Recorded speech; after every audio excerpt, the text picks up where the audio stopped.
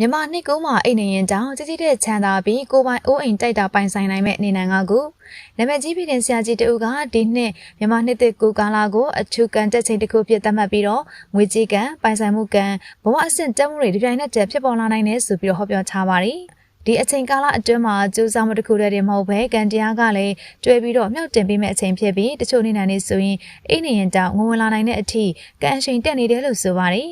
အထူးသဖြင့်ကိုပိုင်အိုးရင်တိုက်တာပိုင်ဆိုင်နိုင်တဲ့အထိကန်စမာပြောင်းလဲနိုင်မဲ့နေနိုင်၅ခုကိုဆရာကြီးကဖော်ပြထားပါတယ်။ပထမဆုံးကန်ထုရှင်နေနိုင်ကတော့အင်္ဂါသားသမီးတွေဖြစ်ပါတယ်ရှင်။ဒီနှစ်သစ်ကူးမှာအင်္ဂါသားသမီးတွေကတခြားသူတွေထက်ပုံမထူးခြားတဲ့အခွင့်အရေးတွေကိုရရှိနိုင်ပါတယ်။အထူးသဖြင့်ပြိုင်ပွဲတွေအလုပ်လျှောက်ထားမှုတွေစမ်းသပ်မှုတွေမှာအောင်မြင်မှုတွေရရှိနိုင်ပြီးတော့မချစ်မတဲ့နေရာကနေငိုဝင်လာနိုင်ပါတယ်။ကိုယ်တိုင်စူးစမ်းထားတဲ့အရာတွေကိုလူတွေကသတိထားမိလာပြီးတော့အဲ့ဒီကနေအခွင့်အရေးကြီးတွေပေါ်လာနိုင်ပါတယ်။ရတဲ့အနေနဲ့နေ့စဉ်မနက်တိုင်းကိုယ့်နာမည်ကိုအတန်ထွက်ပြောပြီးတော့ကိုယုံကြည်မှုတိုးအောင်လုပ်ပါရှင်။လက်ထဲမှာအကျွေးစည်းလေးတစ်ခုအမြဲတမ်းဆောင်ထားပြီးတော့ပတ်ဆိုင်ကိုငွေမပြတ်ထားပါဆိုပြီးတော့ဆရာကြီးကဟောပြောထားပါတယ်။ဒုတိယကန်ထုရှင်နေနိုင်ကတော့စနေသားသမီးတွေပဲဖြစ်ပါတယ်။စနေသားသမီးတွေကဒီနှစ်သစ်ကူးမှာအရင်ကမတည်ငြိမ်ခဲ့တဲ့ဘဝကနေတဖြည်းဖြည်းတည်ငြိမ်လာမယ့်အချိန်ကိုရောက်ရှိနေပါတယ်။ငွေကြေးပိုင်းမှာတခါတည်းအများကြီးမဝင်ပေမဲ့ဇက်တိုက်ဝင်လာပြီးတော့တည်မြဲလာနိုင်ပါတယ်။အထူးသဖြင့်အိမ်ချက်မြင်ငှားရမ်းတာမျိုးရင်းနှီးမြှုပ်နှံမှုကိစ္စတွေကနေပစ္စည်းတန်ဖိုးတွေမြင့်တက်လာပြီးတော့ငွေဝင်လာနိုင်ပါတယ်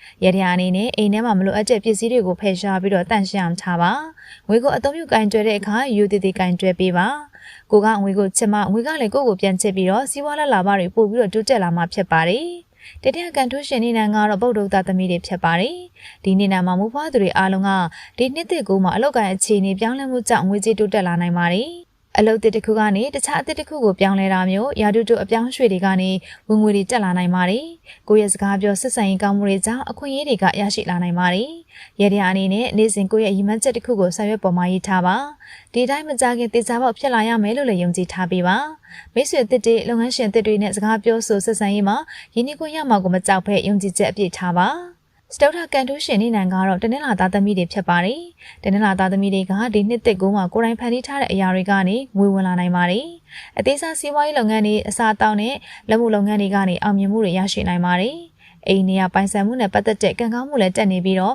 ကိုယ်ပိုင်ပိုင်ဆိုင်နိုင်တဲ့အထိအခွင့်အရေးတွေရရှိလာနိုင်ပါတယ်။ရတဲ့အနေနဲ့အိမ်ထဲမှာအမြဲတမ်းတန်ရှင်းသက်ရအောင်နေထိုင်ပြီးတော့စိတ်ကိုလည်းတန်တန်ရှင်းရှင်းထားပါ။နောက်ဆုံးကန်ထုရှင်ကတော့ရာဟုသားသမီးတွေဖြစ်ပါတယ်။ရာဟုသားသမီးတွေကဒီနှစ်သစ်ကူးမှာမချင်မတဲ့နေရာကနေကံကောင်းမှုတွေရရှိနိုင်ပါတယ်။တခါတည်းနဲ့ငွေကြေးအခြေအနေပြောင်းလဲသွားနိုင်တဲ့အထိကိုကန်တရားကမြင့်တက်နေပါတယ်။ရတဲ့အနေနဲ့ညအချိန်မှာတိတ်တိတ်လေးဆူတောင်းပြီးတော့ကိုယ့်ရဲ့ဆန္ဒကိုစိတ်ထဲမှာတိတိကျကျတွေးပါ